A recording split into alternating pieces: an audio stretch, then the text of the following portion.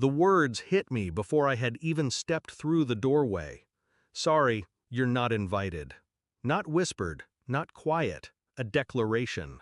My wife's father, smug, rehearsed, standing at the threshold of his own golden anniversary.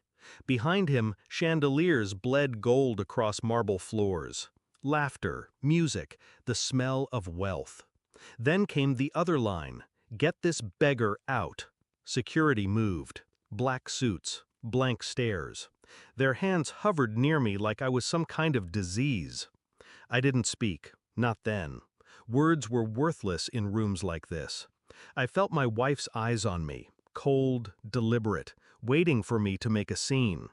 I didn't. I turned, walked back into the night. But silence has its own language. By the time I reached the car, my thumb had already moved across the phone screen. One by one, $240,000 worth of payments I'd been quietly funneling into their empire disappeared. Transfers canceled, authorizations revoked, accounts locked. Minutes later, my phone lit up like a funeral pyre. Her name, her father's, unknown numbers screaming through the glass. I didn't answer. Not yet. I sat there, in the dark, engine off. The glow from the screen pulsed like a heartbeat. Every ring was proof of panic, proof of exposure. But beneath the anger, there was something else.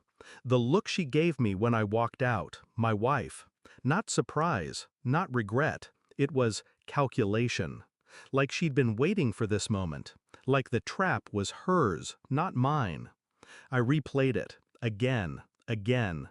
That half smile, the way she leaned into her mother, whispering, as though cutting me out of her family's celebration was just another performance in a long, hidden play. And suddenly, questions I'd buried for years clawed their way up. The late nights at work, the phone always face down, the laughter when she thought I couldn't hear. I told myself then, it was nothing. But nothing has a weight, and tonight it crushed me. I didn't rage, I didn't confront, I observed. Her phone, left charging by the bed, gave me more answers than her lips ever had. Messages. Deleted, but not gone. Numbers unsaved, but familiar in pattern. One in particular, repeated like a drumbeat through the years. I traced it, quietly. A man, a ghost. An ex-lover she swore had vanished from her life long before I entered it. But ghosts don't vanish, they haunt. Bank records confirmed it. Transfers. Not hers, mine. Money I'd provided for house expenses, redirected.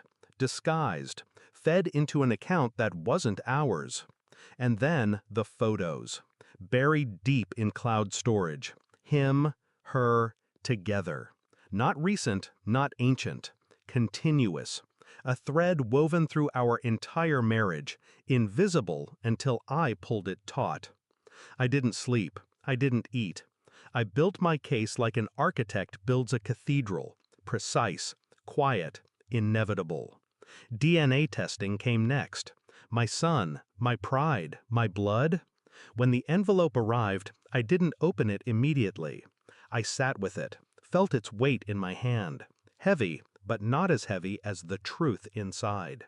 When I tore it open, the words were clean, clinical, irrefutable.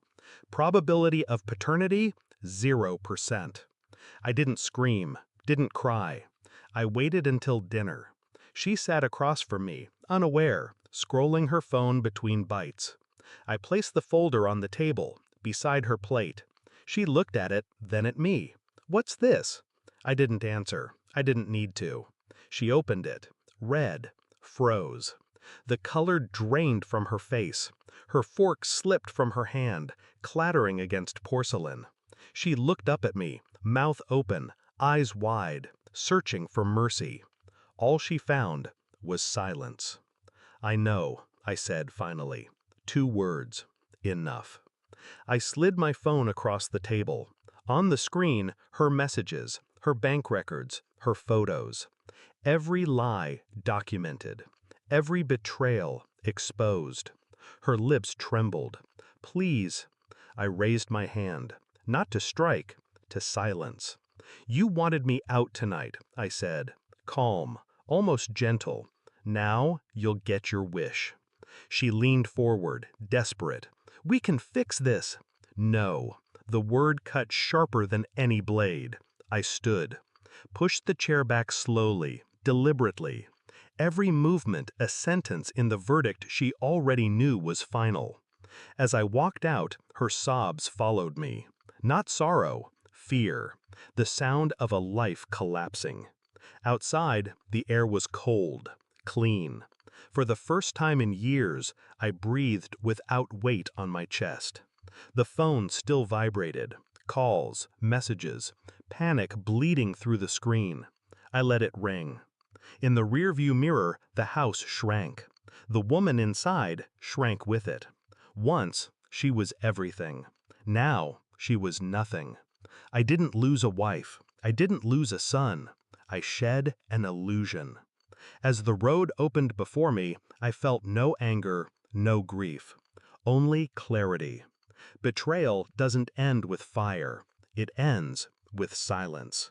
And mine was absolute.